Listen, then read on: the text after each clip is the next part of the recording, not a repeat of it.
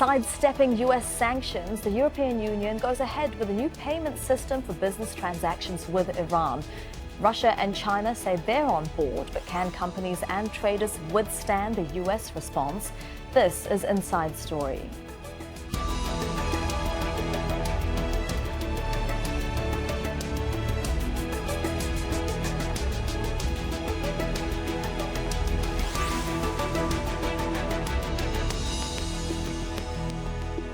Hello and welcome to the programme. I'm Elizabeth Puranam.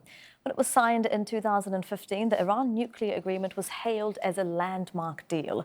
But with the US withdrawal earlier this year and threats of punishing those who do business with Tehran, European leaders have been left trying to figure out a way to protect their companies and save the agreement.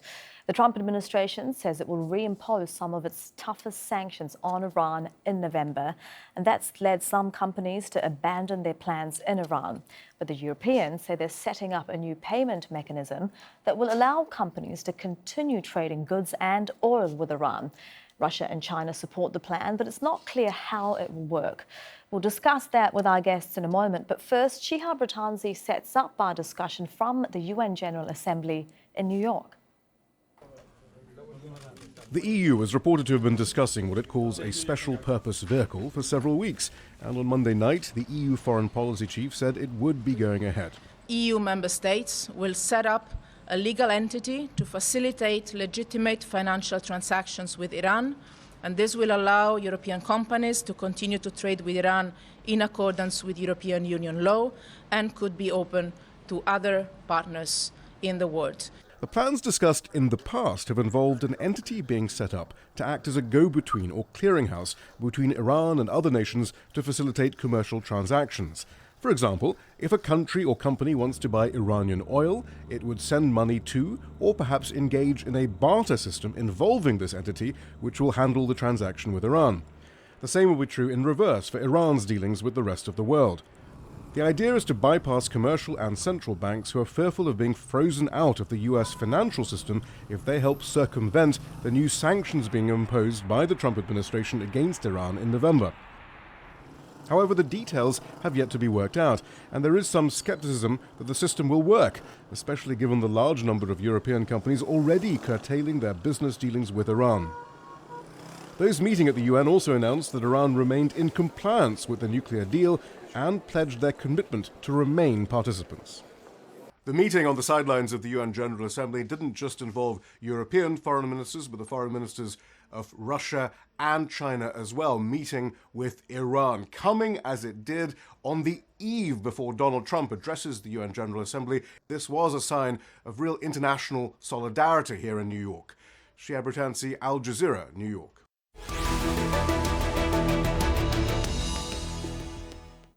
Well, let's introduce our guests now. Joining us from Paris is Remi, an economist at the French Institute of International and Strategic Affairs and an investment strategist.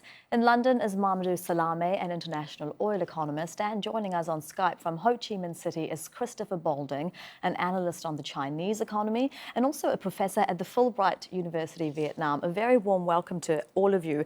Mr. Bourgeot, can the EU design a legal shield to protect its companies in Iran, to beat the reach of the US financial system? Well, there's a political willingness to try something, and it's technically feasible to set up a mechanism that would not include using the US dollar.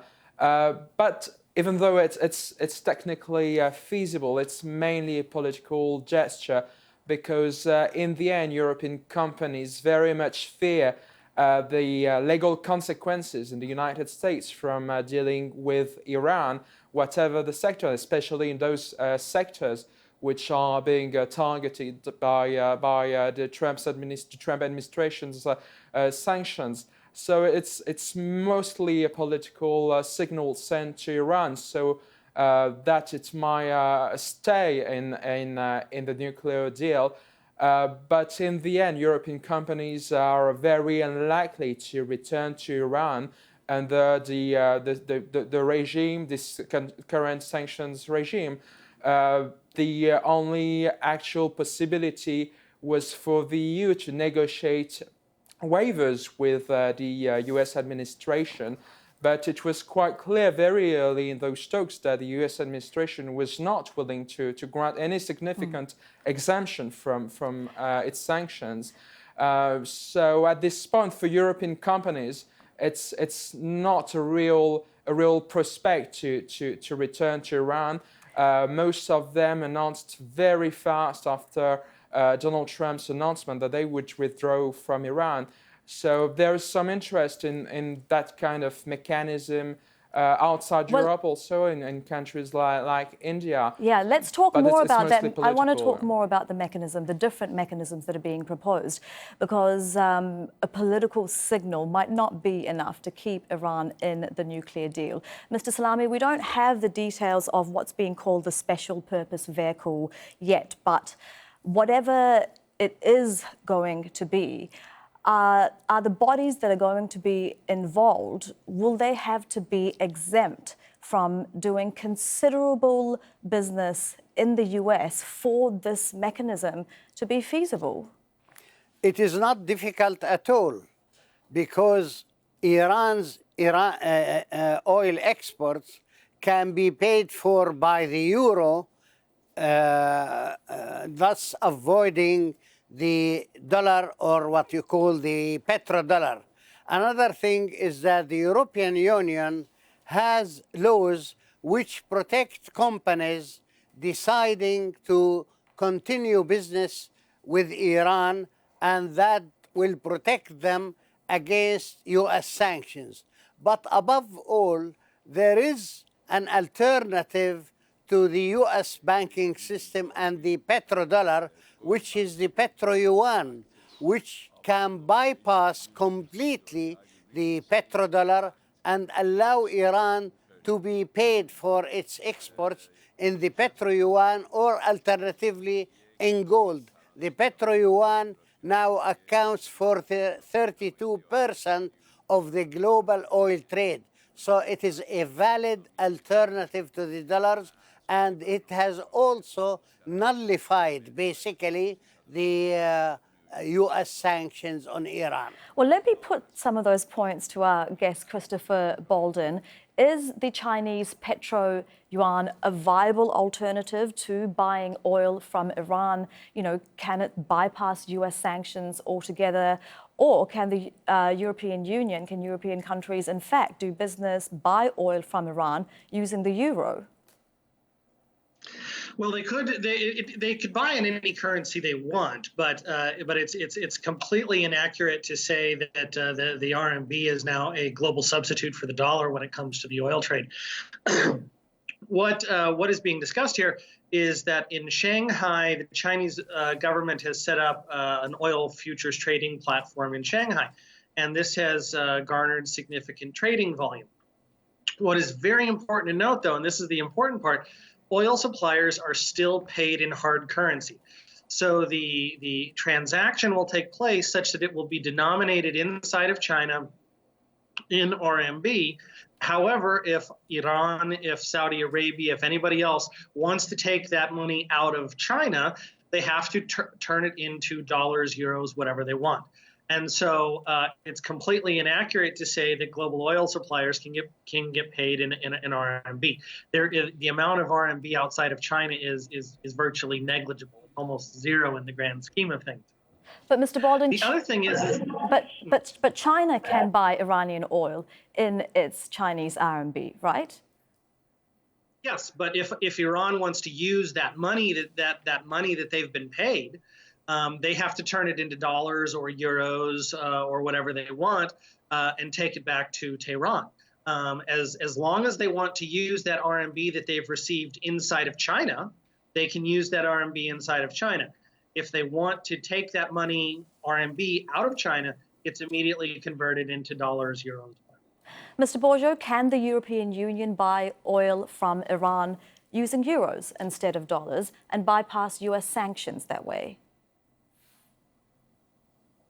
Well, it's theoretically possible, but that would involve European companies, energy companies, and those are also, most of them are active in the United States. And most large European companies are somehow involved with other US companies, and that's why they fear so much any legal lawsuits. So that's a real issue they're facing. It's not just about choosing in which currency you trade with Iran. The sanctions have really centered on the currency, on the dollar's international role. But it's not just about that. The very phrasing of the sanctions has evolved very much over the years. And it's clearly targeting sectors and companies in a very precise way. And for a European company or for any other country which is also doing business with the United States, it's very complicated.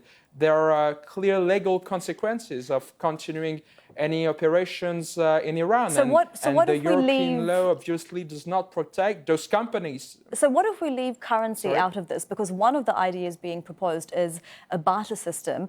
Mr. Salameh, could we see a return of the sort of barter system that was used during the Cold War by Moscow, where Iranian goods and oil are exchanged without money changing hands? Well, let me point out something. I am of the opinion, and I am convinced, that U.S. sanctions on Iran will fail miserably, and Iran will not lose a single barrel of oil from its oil exports. And that is my reasoning is based on 5 market facts. The first fact is that the overwhelming majority of nations, with the exception of Saudi Arabia and possibly Israel, are against the sanctions on Iran because Iran has not violated the nuclear agreement. The second thing, as I mentioned, and that's the most important one, is the petro-yuan. The petro-yuan has become a thorn on the side of the United States because it nullifies the entire U.S. sanctions against Iran and provides an alternative for Iran to be paid. Iran can be paid in the petro-yuan for any exports it sends to China. It can be paid in the euro for any exports to the European Union, which account for 20% of Iranian exports, and it can be paid by barter trade with the likes of Turkey and India. A third thing is that China is in a position to nullify the entire U.S. sanctions against Iran by buying the whole exports of Iran, 2.5 million barrels a day, and pay for them in the petro-yuan. Let me put that point, Mr. Salameh, I do want to put that point to our China analyst, Christopher Balding. Is China in that position to buy all of Iran's crude oil, and would it be willing to do so? Is that realistic? They could buy Iran's daily output of oil. That is absolutely accurate. Chinese oil consumption continues to rise relatively rapidly. Their influence on global price setting is very important. However, they do not pay in RMB. If Iran wants to get paid and receive currency in Iran, it's not the RMB. It gets when that money leaves China, it gets converted from RMB to dollars, euros, whatever. And I do think I agree with your first guest that that currency is largely irrelevant. It really has to do with if a company has business in the United States, they face the possibility that they're going to be sanctioned and either going to be denied access to the U.S. market, financial system, or whatever. And so being able to trade in a dollar overseas or a euro is really irrelevant. It's the business exposure that they would have to the U.S. market or financial system. And Mr. Bourgeot, does that bring us back to the point, that these measures being proposed, can they really challenge U.S. financial dominance, given that the true source of U.S. power lies in the global role of the U.S. dollar, the predominance of the American financial system? Well, the key thing is that the U.S. administration is unwilling to give any exemption. So if a company is doing business in the United States, it can't really afford to to stay in Iran in any way. It's getting very complicated, and the European law is supposed to prevent them from cancelling a contract because of US sanctions or the sanction imposed by any third country. But in the end, in a very concrete way, they are facing legal actions from the United States. And so do you think then that the consequences, the legal action, has the fallout of the US pulling out of this Iran nuclear deal expose just how vulnerable Europe is to being held hostage to the US Treasury? Does Europe need to overcome this? Well, it's very hard to overcome this actually in a technical way. It's mainly a political issue between Europe and Iran and between Europe and the United States. And there's no actual technical trick to bypass that. It's not just about the dollar's international role. It's about the intertwining of the US and the European economy. And that's why it's so, these sanctions are hurting European companies' involvement in Iran so effectively in a way. It's because any large European company has some interest in the United States. It's not just about the dollar, and it cannot afford to just sacrifice that to keep its operations, its investments, or its exports to Iran running. And it is, of course, about politics too. And you said at the beginning of the show that this is sending a political signal more than anything else. Mr. Salami, what do you make of the timing of the statement from the EU and Iran? Just before Donald Trump addresses the UN General Assembly, one analyst said that this is a poke in the eye for Trump. Do you think this is a humiliation for Donald Trump? It is a very important statement because the European Union has made it clear from the start that they will not comply by US sanctions, because if they were to comply with that, it will be the end of the nuclear agreement with Iran, and they are keen to preserve that agreement because it's important for world peace. And consequently, that signals their insistence that they will not comply with US sanctions. It's a real signal to the Americans that the sanctions are weak and they will not work. And I tell you that the sanctions, as I mentioned, will fail miserably, and the European Union will continue to deal with Iran, particularly that 95% of Iran's oil exports go to four groups of countries. One is China, which accounts for 35%. The other, India, which accounts for 33%, then the European Union, which accounts for 20%, and Turkey for 7%. That's a total of 95%. It certainly is All of them are against the sanctions against Iran. But is being against the sanctions enough? Mr. Balding, do you think that the message here, is more important than any details of a financial system by showing that they're working to keep European investment flowing into Iran? Are European leaders hoping that that's enough to keep Iran in a nuclear deal? Well, I think what's important to notice is that it isn't just the EU. It's basically the major powers excluding the United States. And so the first thing is that sends not just an EU message, but that sends a very strong political message globally about the political cover that is being provided.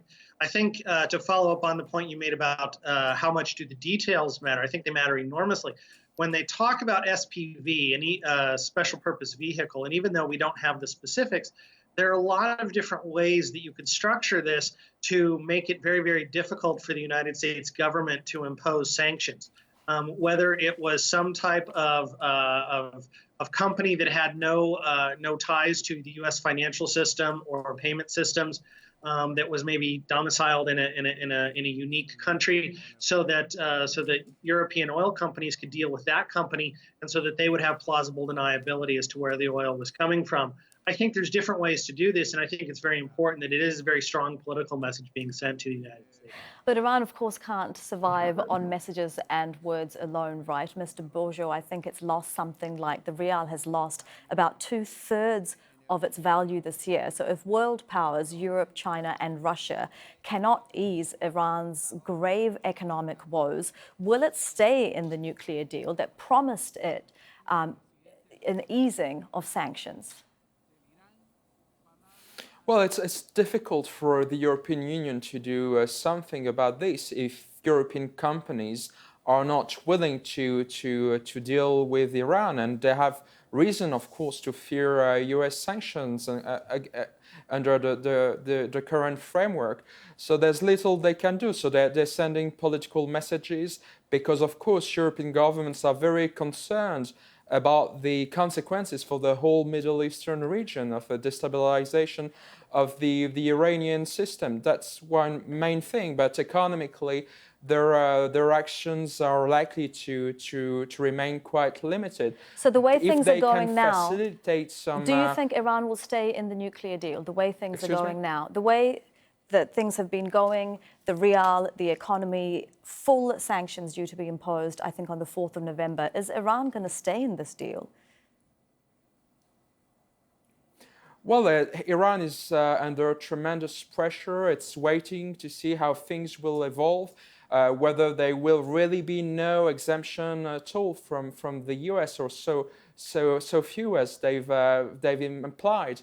But there's clearly also a domestic political issue in Iran between the hardliners and the moderates within the regime. That's very complicated, and the hardliners are emboldened to some extent. The moderates have appeared to be in retreat in terms of their political message and importance.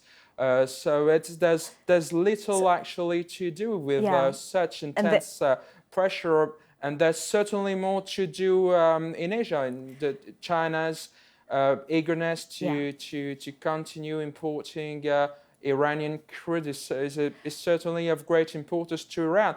But it's very complicated in Europe's position to really find a solution to Iran's difficulties. And if it doesn't, then Mr. Salameh, you know, I know that you're very positive that the Iran nuclear deal can stay in place, but if it doesn't, what message does that send to Donald Trump and the world, you know, that he can unilaterally pull out of a deal while international experts are vouching that Iran is sticking by it and the international community can't do anything about it?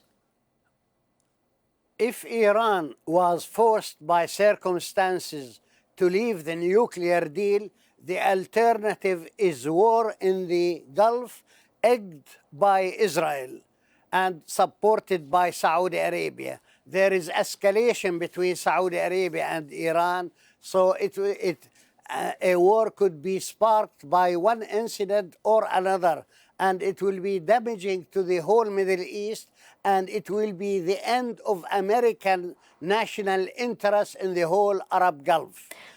Consequently, it's better that Iran stays and is helped and promoted to stay within the nuclear deal by support from the other signatories of the deal. Mr. Salameh, thank you very much for that. We have run out of time, so I would like to thank all of our guests. Remi Bourgeot in Paris, Mamdouh Salameh in London, and Christopher Balding in Ho Chi Minh. And thank you too for watching. You can see the program again anytime by visiting our website, aljazeera.com. And for further discussion, do go to our Facebook page. That's facebook.com/AJ Inside Story. You can also join the conversation on Twitter. Our handle is @AJ Inside Story. From me, Elizabeth Puranam, and the entire team here in Doha. Bye for now.